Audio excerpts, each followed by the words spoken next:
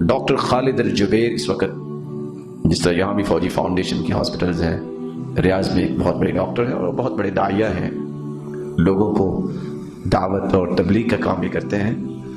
وہ کیا بتا رہے تھے؟ انہوں نے ایک درس دیا جس کا عنوان تھا الاسباب المنسیہ، ایسی دوائیاں جس کو لوگ بھول چکے ہیں۔ لوگ تو پیناڈول بھی کھاتے ہیں نا، کھانے میں حرج کوئی نہیں ہے، مقصود کسی دوائی پہ اعتراض نہیں ہے۔ تداووا ولا تتداووا بحرام، علاج کرواؤ، یہ سنت ہے علاج کروانا، لیکن حرام چیز سے علاج نہ کرواؤ۔ ان اللہ لم يجعل شفاء امتی فيما حرم علیہم، کیونکہ اللہ تعالیٰ نے حرام چیز میں شفا نہیں رکھی۔ وہ کیا کہتے ہیں؟ میرے پاس ایک مریضہ آ گئی اور آ کے کہتی ہے کہ زندگی میں مجھے خوشی نہیں ملی۔ کیسے خوشی نہیں ملی؟ ہر وقت غم ہے دل میں۔ کب سے ہے؟ جب سے شعور کی زندگی میں آئی ہوں۔ میں نے کہا اس کو دوائی دینے سے پہلے اس کو میں فطرتی علاج پہلے دیتا ہوں۔ میں نے کہا علاج میں بتا دیتا ہوں، کر لو گی؟ بتا۔ میں نے کہا 8 دن تہجد کے وقت سورۃ البقرہ یہ تہجد میں پڑھو۔ کہتی ہے شیخ واللہ یہ صعب ہے، شیخ سورہ بقرہ بہت مشکل ہے۔ قل طيب اذا كان هذه مشكلة طيب اصبري، اپنی تکلیف پہ صبر کر لو۔ وہ سوچ میں پڑ گئی، صبر کر لو، یہ تو کوئی علاج نہ ہو، وہ تو بیکار ہی رہی۔ حتی اقتنعت، یہاں تک کہ اس کو جب کہا مطمئن ہو گئی۔ کہتے واللہ اتصلت البارحہ، اللہ کی قسم کل مجھے اس کی کال آئی، وہ بتا رہے تھے کہ میں نے 8 دن تہجد کے اندر سورہ بقرہ پڑھی، اللہ کی قسم آج تک اتنی خوشی زندگی میں آئی نہیں جس طرح مجھے اللہ نے خوشیاں عطا کر دی۔ میں طعدۃ للداء علی الجسد۔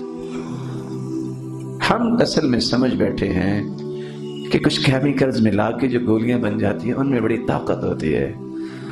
ہم یہ سمجھنے کے لیے اب تھوڑے سے کمزور ہو گئے۔ میں یہ نہیں کہتا کہ ختم ہی ہو گئے ایسے لوگ کہ زمزم میں بھی کوئی طاقت ہے۔ ایک صحابی بڑے کمزور سے تھے، آپ نے فرمایا عبی اجرک و بجرک، اپنی کوکھیں بھرو زمزم سے۔ وہ چند دنوں کے بعد آئے تو موٹے تازے ہوئے۔ آپ نے فرمایا یہ کیا؟ کہتے آپ نے تو حکم دیا تھا عبی اجرک و بجرک، تو میں نے وہ اجری بجری بھری ہے تو اللہ نے مجھے صحت مند بنا دیا زمزم کی وجہ سے۔ اور ان کو شاید تو یہ نہیں پتا ہوگا کہ یہ میرا درس کوئی پاکستانی بھی سنے گا، اور کتنے پاکستانیوں نے ماشاءاللہ سنا ہوگا۔ اپنا واقعہ بیان کرنے کہ میں نے انوکھا زندگی میں واقعہ دیکھا کہ پاکستانی عورت ہی میرے پاس آئی، اس بھی ہے سرطان، اس کو کینسر کا مرض تھا۔ فاجریت لها الفحوصات الطبیہ، میں نے جب رپورٹ اس کی لی آخری درجے کا کینسر تھا، نسأل اللہ السلامۃ والعافیہ، اللہ ہم سب کو محفوظ فرمائے۔ تو میں نے کہا کہ آج بدھ کا دن ہے تو ہفتے کو میں آپریٹ کروں گا، آج تو نہیں ہو سکتا۔ لیکن صورت حال یہ ہے، باپ نے جب سنا اس نے کہا اچھا، ہفتے کو وقت کے مطابق میں نے اسسٹنٹ سے بات کی، اس نے کہا جی کوئی نہیں آیا۔ میں یہ سمجھ بیٹھا نہ جانے اس کی کیفیت کیسے ہوگی۔ اچانک دوسرے ہفتے 2 ہفتوں کے بعد مجھے اسسٹنٹ نے کال کی، یا دکتور جاءت پاکستانی ہے، وہ پاکستانی عورت آ گئی۔ فقلت له معقول، میں نے کہا معقول وہ آ گئی، اس کی تو حالت ایسے تھی۔ قال نعم، تو میں نے اس کو کیا کہا، خلیها اطلع، اس کو کہو اوپر آ جاؤ۔ 2nd فلور پہ جب وہ آئے، فاجریت لها الفحوصات الطبیہ واللہ ما بها شیء، میں نے دوبارہ اس کی رپورٹیں لی، اللہ کی قسم کینسر نام کی چیز ہی کوئی نہیں۔ میں نے اس کے باپ کو پکڑ لیا، کیا کیا تم نے؟ کہتے جب آپ نے کہہ دیا کہ آخری مرحلے میں داخل ہو چکی ہے، ہم نے آرام سے ٹکٹ لی مکہ، یا طواف کیا یا زمزم پیا اور کچھ کام نہیں کیا کہ زندگی کا چند سانس ہے تو بیت اللہ میں گزر جائیں۔ وہاں سے واپس آئے ہیں، بیماری کا نام ہی نہیں۔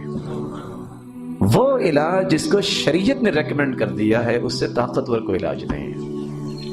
اگر یہاں میڈیکل سے تعلق رکھنے والے موجود ہیں تو وہ جانتے ہیں کہ جب ہارٹ پیشنٹ کا آپریٹ کیا جاتا ہے، اگر چھوٹا بچہ ہو خصوصاً، میں نہیں جانتا کہ اس کی اسپیسیفکیشن تو وہی جانتے ہیں کہ جب وہ بچہ 6 مہینے سے 6 سال تک کا ہو، اگر اس کا آپریٹ ہارٹ کا کیا جائے تو اس آپریٹ کی کامیابی کی نشانی یہ ہوتی ہے کہ آپریشن کے فوراً بعد وہ یتبول، وہ یورین پاس کرتا ہے، تو ڈاکٹرز کہتے ہیں، ریکمینڈ کر دیتے ہیں کہ آپریٹ کامیاب ہو گیا۔ شیخ خالد الجبیر کہتے ہیں میں نے تجربہ کیا، وہ بھی اس طرح کی آپریٹ کرتے ہیں ہارٹ پیشنٹ اور اس طرح کی کارڈیالوجی میں۔ میرے پاس ایک بچہ لایا گیا، اس کی ہارٹ بیٹ کی کیفیت یہ تھی کہ 90 80 70 اور اپ اینڈ ڈاؤن ہو رہی. اور میرے ساتھی کہہ رہے تھے اس بچے کا آپریٹ کیا کریں گے آپ؟ میں نے کہا ایس بیرو. ہم اس کو فوراً لے گئے جہاں لے کے جانا تھا اور میں نے آپریٹ کیا میں نے کہا پیچھے ہٹ جاؤ. جب سارا کچھ چیک اپ کر لیا ساتھی مطمئن ہو گیا کہ اس کا آپریشن ہونا چاہیے. میں نے کہا اس کا میں نیا آپریشن کرنے کی آج ایک پریکٹس کرتا ہوں. اور اچانک میری نظر پڑی تو اس کی ہارٹ بیٹ 40 تک پہنچ گئی تھی. میں نے کہا یہ کیا؟ میں نے سینے پہ ہاتھ رکھ دیا. اور یہ حدیث آپ نے سنی ہوگی اسأل اللہ العظیم رب العرش العظیم ان یشفیک. یہ 7 مرتبہ پڑھتا ہے. اگر موت نہ لکھی ہو تو اللہ اس کو صحت دے دیتا ہے. کہتے میں کیا کر رہا تھا؟ وضو کیا, جلدی سے آیا اسأل اللہ العظیم رب العرش العظیم ان یشفیک, اسأل اللہ العظیم رب العرش العظیم ان یشفیک. اور میں دیکھ رہا ہوں کہ 40 سے 50 اسأل اللہ العظیم رب العرش العظیم ان یشفیک. اللہ نے اس کو شفا یاب کر دیا. جس کے بارے میں ڈاکٹر کہہ رہے تھے کہ نہیں کچھ ہو سکتا, ابھی یہ 2 سال پہلے کا واقعہ ہے. اس بچے کو لے کے ملانے کے لیے پیرنٹس آئے تھے کہ یہ وہی بچہ ہے جس کے بارے میں نا امیدی تھی, آج ماشاءاللہ گھر میں کھیلتا پھرتا ہے. متردد للداء عن الجسد, جسمانی بیماریوں کو دور کرنا چاہتے ہو تہجد پڑھو, تہجد پڑھو. اللہ نے اس میں شفا رکھی ہے. اور میں تو سمجھتا ہوں کہ اس میں صرف بیماریوں کی شفا نہیں ہے, جسمانی بیماریوں کی, فکری بیماریوں کی بھی شفا ہے. انسان کا فکر بھی انسان خوبصورت بنا دیتا ہے. جب اس نے اللہ سے ہم کلام ہونا ہے تو اس کے فکر کی تازگی ہو جائے گی. ہر قسم کی شفا اللہ تعالیٰ اس کو نصیب فرماتے. اگر آپ چاہتے ہیں کہ آپ کو اسلام سرچ کے نیو ویڈیوز کے بارے میں اطلاع ملے تو آپ اسلام سرچ کے چینل کو سبسکرائب کریں. موبائل یوزرز سبسکرائب کریں اور بیل بٹن دبائیں.